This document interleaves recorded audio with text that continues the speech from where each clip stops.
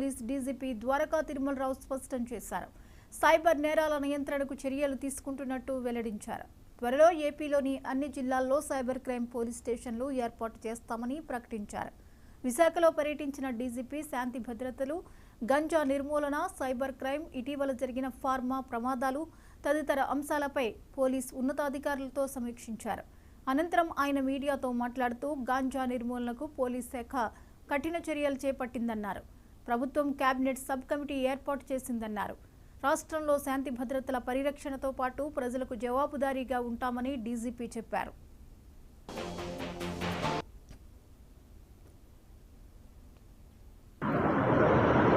AP రాష్ట్రాన్ని పూర్తిగా గంజాయి రహిత రాష్ట్రంగా చేయడం కోసం అనేక చర్యలు తీసుకుంటామని మీకు తెలుసు.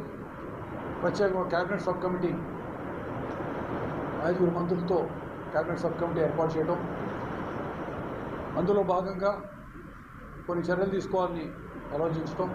ఇంతకుముందు మనం ఏ విధంగా అయితే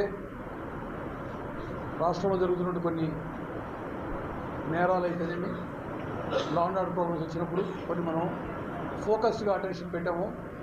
అది ఎర్రచందనం కావచ్చు, నక్సలిజం కావచ్చు, ఫ్యాక్షనిజం కావచ్చు, రెండింటినీ చేసినప్పుడు ఏ విధంగా మనం కంట్రోల్ చేసామో ఆ విధంగా ప్రత్యేకంగా యాంటీ నార్కోటిక్ టాస్క్ ఫోర్స్ అనేది ఒకటి పెట్టాలని చెప్పి నిర్ణయించిన ప్రభుత్వం. కేబినెట్ సబ్ కమిటీ దాన్ని స్టడీ చేస్తూ ఉన్నారు.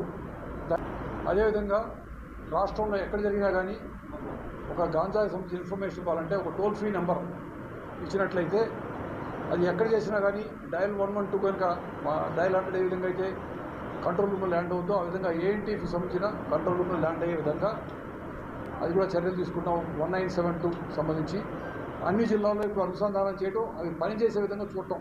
గత ఇంకో 2-3 రోజుల్లో అది పూర్తయినట్లయితే ANT formation, toll free number రావడం, అదేవిధంగా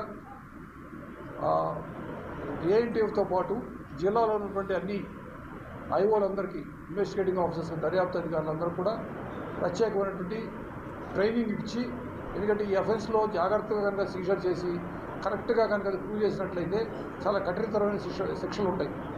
సో ఆ శిక్షలు వచ్చే విధంగా ట్రైనింగ్ ఇవ్వాలని చెప్పి నిర్ణయించడం జరిగింది. ఈ ప్రతి జిల్లాలో కూడా ప్రస్తుతం మనకి 3 సైబర్ క్రైమ్ పోలీస్ స్టేషన్లు ఉన్నాయి. ఒకటి సిఐడిలోను, తర్వాత వైజాగ్లోను, విజయవాడ మాత్రమే ఉన్నాయి. గంజాయి నిర్మూలన గురించి ఏపీ రాష్ట్రాన్ని పూర్తిగా గంజాయి రహిత రాష్ట్రంగా చేయడం కోసం శ్రీకాకుళం జిల్లాలో